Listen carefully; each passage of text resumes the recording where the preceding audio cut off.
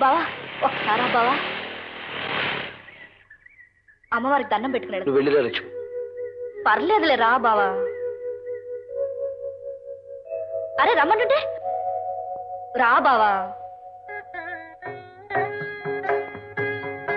ఈ సరిహద్దు దాటి మీ ఊరి పొలిమేరలో అడుగుపెట్టి ఎన్నో ఇళ్ళు అయిపోయింది లక్ష్మి. లక్ష్మి, ఈ చెట్టుని ఈ ప్రదేశాన్ని చూస్తే ఆనాటి ఘర్షణ గుర్తొస్తుంది, రక్తపాతం గుర్తొస్తుంది, నా మనసు కలతపడుతుంది. అవన్నీ పెద్ద గొడవలు, పెద్దల గొడవలు మనకెందుకు బావా? నేను ఈ ఊరు వదిలి వెళ్ళాక ఇన్నేళ్లుగా ఒక్కసారి కూడా రాలేదు. మొదటిసారిగా అమ్మవారిని చూస్తున్నాను. ఏ అడ్డంకి రాకుండా మన పెళ్లి జరిగిపోవాలని అమ్మవారిని మొక్కుకుందాం బావా. రా.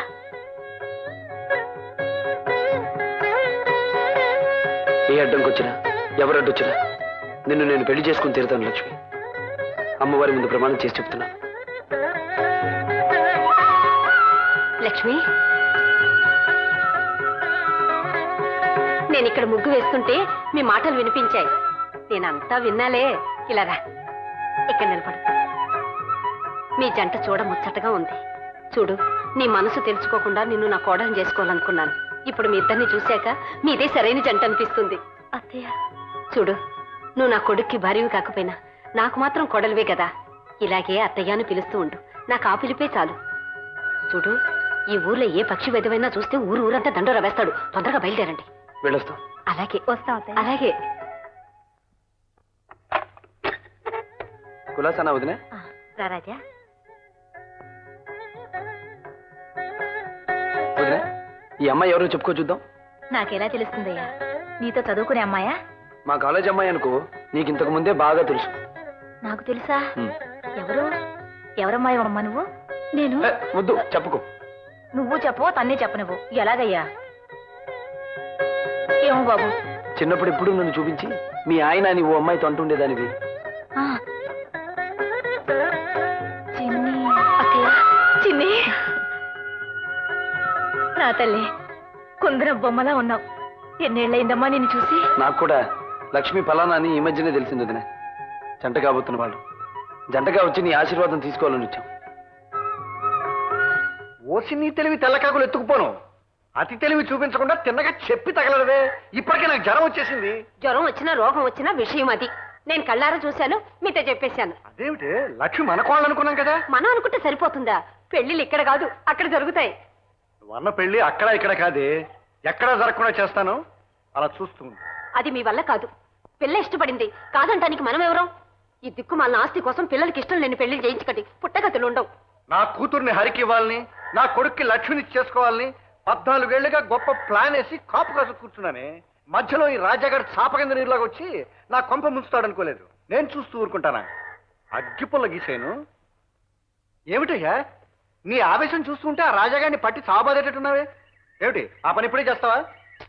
వద్దు నాయనా, ఆవేశం పనికిరాదు, శాంతించు. మా ఆవిడ నాకు ఈ విషయం చెప్పగానే నా ఒంటి మీద తేళ్లు జర్లు పాకినట్టయి పరిగెత్తుకొచ్చి నీకు ఈ విషయం చెప్పాను. కానీ మీ కుటుంబాల మధ్య స్పర్ధలు రేపడానికి మాత్రం కాదయ్యా. అయినా ఈ రోజుల్లో కుర్రాళ్ళు ఎక్కడ ఆపగలమయ్యా? పెళ్లి కొట్టినా కొడతావు. లక్ష్మిని కన్నెత్తి చూసినా సహించనని చెప్పాను. వాడు హద్దు మీరాడు. ఇక క్షమించను.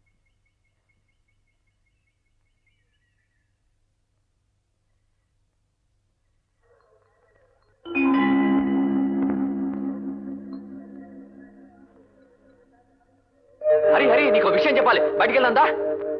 ఏమిట్రా నాకు చెప్పేది? హరి, నీ చెప్పే మాట విను. అటు వెళ్ళక హరి.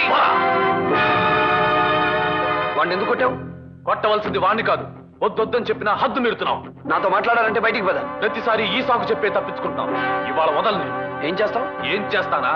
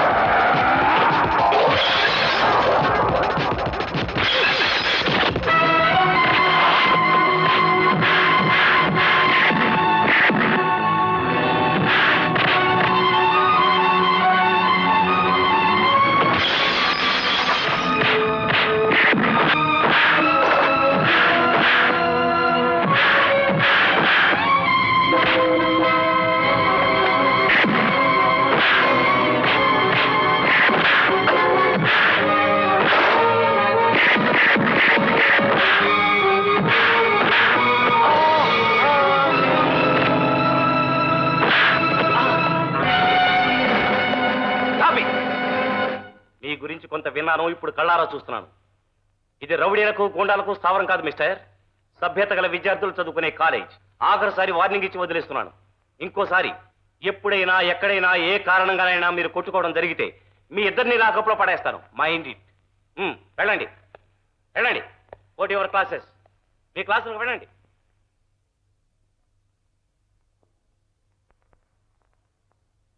వాడిది కునీకూరలో ఓసం రక్తం.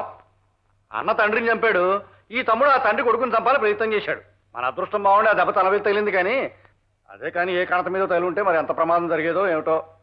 నారాయణ, అయ్యా, ఆ రాజా ఎక్కడ ఉండేది? ఆ గోదావరి గట్టిన ఎక్కడ ఉంటాడులేండి. కొంప తీసి అక్కడికి వెళ్తానంటారా? నా మాట విని వద్దు బావగారు. వాడు అసలే ఆవేశప్రదవా. మనం అలా లోపలికి వెళ్ళగానే తలుపులు వేసేసి మన నెత్తిన మీద తబలాలు వాయించేయగలడు. ముందు వెనక ఆలోచించకుండా మనం వాడిని అలా చాలా కొడితే చూస్తూ ఊరుకోమంటావటయ్యా? చల్లారుతున్న పాత కక్షల్ని మళ్ళీ ఎగసన దోసి కయ్యాని కాలు దూకుతున్నాడు అనమాట. ఇప్పుడు మనం వెళ్ళి వాడి నోట్లో నోరు పెట్టి పోట్లాడితే మనకు అప్రతిష్ట బావగారు. కాకపోతే ఇప్పుడు మనం చేయాల్సిన పని ఏమిటంటే, ఇంత జరిగిన తర్వాత వాడిని మన శత్రువుగా భావించి మన దగ్గరికి, ముఖ్యంగా మన పిల్లల దగ్గరికి చేరనివ్వకూడదు. నా తమ్ముడిని నరికి పొగులు పెట్టిన వాడి తమ్ముడు నాకు శత్రువు కాక హితుడు ఎలా అవుతాడయ్యా? ఇంకొకసారి నా బిడ్డల ఛాయలుగా వచ్చాడో వాడిని సర్వనాశనం చేస్తాను. నేను ఆ బెదిరింపులకు భయపడే పిరికివాడిని కాను లక్ష్మి. నువ్వు కావు, నిజమే. కానీ నేను పిరికిదాన్ని. నీకే మాత్రం చిన్న కష్టం నష్టం జరిగినా భరించలేను దాన్ని. పెదనాన్న మొండి మనిషి, తనకి నచ్చ చెప్పలేను. కనీసం నువ్వైనా నా కోసమైనా ఈ గొడవల నుంచి, ఈ పంతాలు పట్టింపుల నుంచి దూరంగా ఉండు రాజా, ప్లీజ్. ఈ మాట నువ్వు నన్ను మనస్ఫూర్తిగా అడుగుతున్నావా లక్ష్మి? అవును, ఈ ఘర్షణల వల్ల మనం దూరం అయిపోకూడదు. అన్నయ్యతో ఏ విషయంలోనూ ఇక తలపండని మాటివ్వు.